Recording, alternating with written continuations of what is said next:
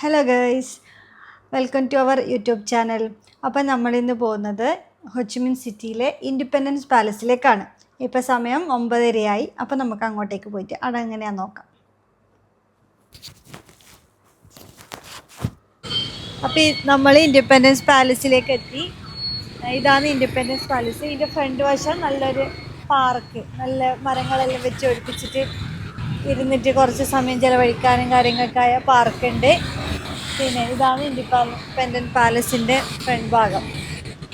നിറയെ വിയറ്റ്നാമിൻ്റെ കൊടികളും കാര്യങ്ങളെല്ലാം ആക്കിയിട്ടുള്ള എൻട്രൻസും കാര്യങ്ങളും. ഇതവിടെ ഇളനിറ വെക്കുന്നുണ്ടാവും.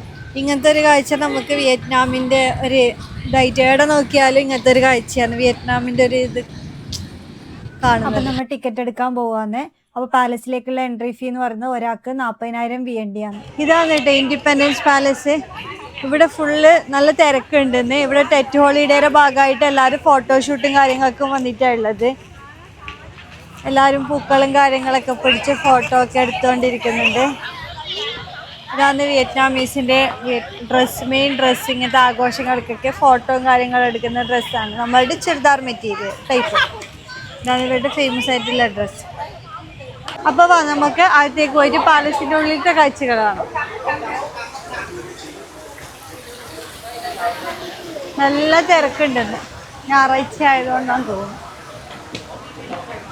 ഇത് പാലസിൻ്റെ ഫ്രണ്ടിൽ നിന്ന് തന്നെ രണ്ടാമത്തെ നിലയിലേക്ക് പോകുന്ന ഇടുക്കയിലെ സ്റ്റെപ്പാണ്. നല്ല റെഡ് കളർ വെൽവെറ്റിലാണ് ഈ സ്റ്റെപ്പ് ഉണ്ടാക്കിയിരിക്കുന്നത്. എന്ത് രസമാണ് കാണാൻ വേണ്ടി. പക്ഷെ ഇപ്പോൾ ഇത് ടൂറിസ്റ്റുകൾക്ക് ഓപ്പൺ ആക്കി കൊടുത്തിട്ടില്ല. റൂം പ്രസിഡന്റും മിനിസ്റ്റർമാരൊക്കെ കൂടിയിട്ട് മീറ്റിങ്ങും കാര്യങ്ങളൊക്കെ നടത്തുന്ന ഒരു സഭ റൂമാണിത്. ഇത് പ്രസിഡന്റിനെ കാണാൻ വേണ്ടിയിട്ട് പുറം രാജ്യങ്ങളിൽ നിന്നുള്ള ആൾക്കാർ വരുന്ന സമയത്ത് ഡിന്നർ കഴിക്കുന്ന സ്ഥലമാണ്. State banqueting hall room. കുറേ നൂറുകണക്കിന് ഗസ്റ്റുകളൊക്കെ പുറം രാജ്യത്ത് നിന്ന് പ്രസിഡന്റിനെ കാണാൻ വരുമ്പോൾ ഡിന്നർ കഴിക്കാൻ വേണ്ടി ഡിന്നറിൽ ഒരുക്കി വെക്കുന്ന സ്ഥലം. എന്ത് വൃത്തിയായിട്ടാണ് ഇത് സൂക്ഷിച്ചിരിക്കുന്നല്ലേ.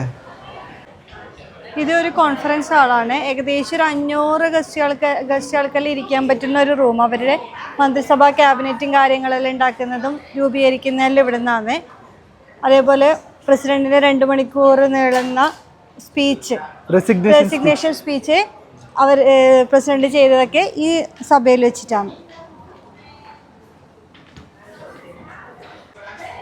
ഇവിടെ ഏറ്റവും കൂടുതൽ ആൾക്കാർ ഫോട്ടോ സെഷനാണ് കാണുന്നത്.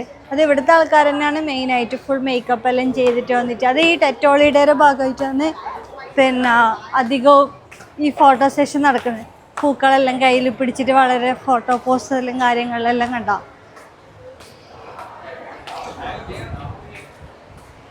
അപ്പം ഇപ്പം നമ്മൾ 1ാമത്തെ ഫ്ലോറിൽ നിന്ന് 2ാമത്തെ ഫ്ലോറിലേക്ക് പോവാന്ന്. സ്റ്റെപ്പ് ത്രൂ ആണ്, ലിഫ്റ്റും കാര്യങ്ങളൊന്നും ഇല്ല ഇവിടെ. എത്ര ടോട്ടൽ ഫ്ലോറിലത്? 3 or 4? 3 അല്ലേ, 4 തോന്നുന്നു. ഉണ്ട്, പക്ഷെ അത് വിസിറ്റേഴ്സിന് അലൗഡ് അല്ല. ഇതാണ് 2ാമത്തെ ഫ്ലോറ്. ഇത് ഫസ്റ്റ് ഫ്ലോറിലെ ഒരു റിസപ്ഷൻ റൂമാണ്. പ്രസിഡന്റും ബാക്കിയുള്ള മെയിനായിട്ടുള്ള ആൾക്കാരും തമ്മിൽ ഒരു മീറ്റിംഗ് കാര്യങ്ങളൊക്കെ കൂടുന്ന ചെറിയൊരു സ്ഥലം.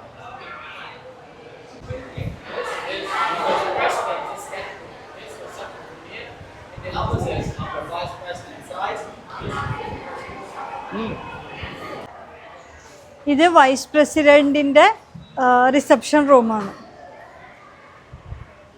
കുറേ നല്ല വൃത്തിയിൽ മെയിൻറ്റെയിൻ ചെയ്തിട്ടും കാര്യങ്ങളെല്ലാം വെച്ചിട്ടുണ്ട്. ഭയങ്കര ലൈറ്റ് കാര്യങ്ങൾ. ഇതാണ് പണ്ടത്തെ വിയറ്റ്നാം പ്രസിഡൻ്റൊക്കെ ഉപയോഗിച്ചിരുന്ന ഗെയിം റൂം.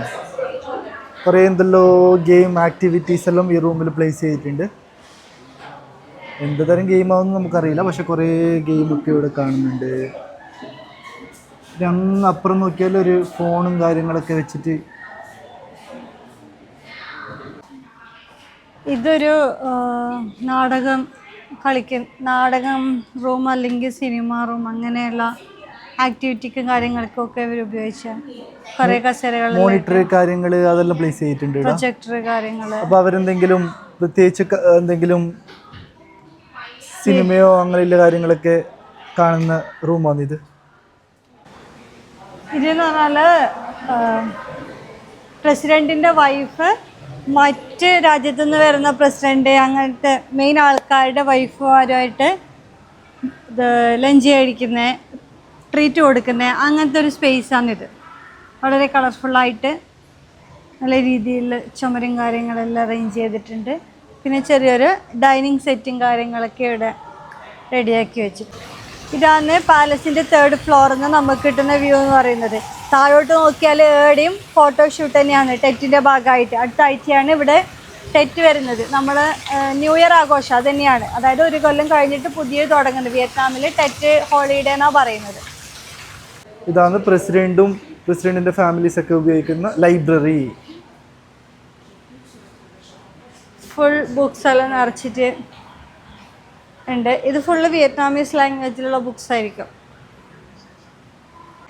ഇതാണ് പണ്ട് കാലത്ത് പ്രസിഡൻ്റൊക്കെ പുറം രാജ്യങ്ങളിലേക്ക് പോകാനും വരാനൊക്കെ ഉപയോഗിച്ച ഹെലികോപ്റ്റർ. ചിലപ്പോൾ ഇതതിൻ്റെ മോഡലായിരിക്കാം.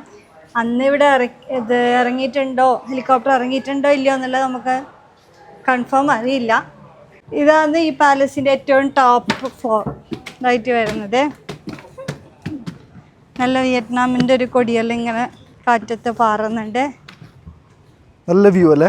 നല്ല അടിപൊളി വ്യൂ. ഹെലികോപ്റ്റർ നേരത്തെ കണ്ട അതേ ഹെലികോപ്റ്റർ ഇവിടുന്ന് കാണുന്നുണ്ട്. ഇതേ ഹെലികോപ്റ്ററിലാണ് ഇവിടുത്തെ പ്രസിഡന്റ് മറ്റ് രാജ്യങ്ങളിലേക്ക് പോകുന്നതും വരുന്നതും ഒക്കെ. ഇതിൻ്റെ ഫോട്ടോയും കാര്യങ്ങളും എല്ലാം ഇവിടെ പ്രദർശിപ്പിച്ചിട്ടുണ്ട്. അത് നമുക്ക് കാണാം. ഇനി കാണുന്നതാണ് ഈ പാലസിലെ പ്രൊജക്ടർ ഹാൻഡ്ലിംഗ് റൂം. അതിനുശേഷം നമ്മൾ പോയത് ബങ്കറിനുള്ളിലേക്കാണ്. ഈ ബങ്കറിനുള്ളിൽ വെച്ചിട്ടാണ് ഈ കൊട്ടാരത്തിൻ്റെ മൊത്തം കമ്മ്യൂണിക്കേഷനും കാര്യങ്ങളൊക്കെ കൺട്രോൾ ചെയ്യുന്നത്. ഇവിടെ ഫുൾ മാപ്പുകളും കാര്യങ്ങളൊക്കെ വെച്ചിട്ടുണ്ട്. പിന്നെ ഇതാണ് ഇവിടുത്തെ ടെലികമ്മ്യൂണിക്കേഷൻ സിസ്റ്റം. നമ്മുടെ വീടുകളിലും നാടുകളിലൊക്കെ പണ്ട് ഉപയോഗിച്ചിരുന്ന വട്ടത്തിൽ കറക്കുന്ന ഫോണുകളും അതേപോലെ ടൈപ്പ് റൈറ്റിംഗ് മെഷീനുകളും പ്രിൻ്ററുകളൊക്കെ നമുക്കിവിടെ കാണാൻ സാധിക്കുന്നുണ്ട്. ഈ മൊത്തം ഉപകരണങ്ങളും കൺട്രോളിങ്ങും കാര്യങ്ങളൊക്കെ നടക്കുന്നത് ഈ പാലസിൻ്റെ അണ്ടർഗ്രൗണ്ടിൽ വെച്ചിട്ടാണ്. യുദ്ധങ്ങളോ മറ്റോ ഉണ്ടാവുമ്പം ഇവിടുത്തെ പ്രസിഡന്റിനും മറ്റു മന്ത്രിമാർക്കും ഒക്കെ അത്യാവശ്യ ഘട്ടങ്ങളിൽ വന്ന് താമസിക്കാനുള്ള ഒരു റൂമാണ് ഇത്. ഈ റൂം സ്ഥിതി ചെയ്യുന്നത് അണ്ടർഗ്രൗണ്ടിലാണ്. ഈ പാലസിൻ്റെ മൊത്തം മാപ്പുകൾ നമുക്ക് ഇവിടെ പല റൂമുകളിലായിട്ടും കാണാം. ഈ കാണുന്നതാണ് ഈ പാലസിലെ മൊത്തം ആൾക്കാർക്കും ഫുഡ് ഉണ്ടാക്കാൻ ഉപയോഗിക്കുന്ന അടുക്കള എന്ന് പറയുന്നത്. പഴയകാലത്ത് ഉപയോഗിച്ച പലതരം ഉപകരണങ്ങൾ നമുക്കിവിടെ കാണാം. ഗ്യാസ് ആയാലും അതേപോലെ ബാക്കി മെഷീൻസ് ആയാലും എല്ലാം. അവസാനമായി നമ്മൾ കണ്ടത് പ്രസിഡന്റ് അന്ന് ഉപയോഗിച്ചിരുന്ന വാഹനങ്ങളാണ്. അതായത് ജീപ്പും മെഴ്സീഡീസ് ബെൻസും. ഈ വണ്ടി കാണുമ്പോൾ തന്നെ നമുക്ക് ഈ വണ്ടിയുടെ ഏകദേശ പഴക്കം മനസ്സിലാക്കാൻ പറ്റും. ഈ വണ്ടി എപ്പം നിർമ്മിച്ചതാണ്, ഏതിൻ്റെ പ്രത്യേകതകളും കാര്യങ്ങളൊക്കെ അവിടെ തന്നെ എഴുതി വെച്ചിട്ട് നമുക്ക് കാണാം. അതൊക്കെ വായിച്ചിട്ട് നമുക്ക് മനസ്സിലാക്കാനും പറ്റും. കൂടുതൽ ആൾക്കാരും ഈ വാഹനങ്ങൾ കാണാൻ വരുന്നുണ്ട്. അതേപോലെ ഫോട്ടോ എടുക്കും കാര്യങ്ങളൊക്കെ ചെയ്യുന്നുണ്ട്. അപ്പോൾ thank you for watching our YouTube channel.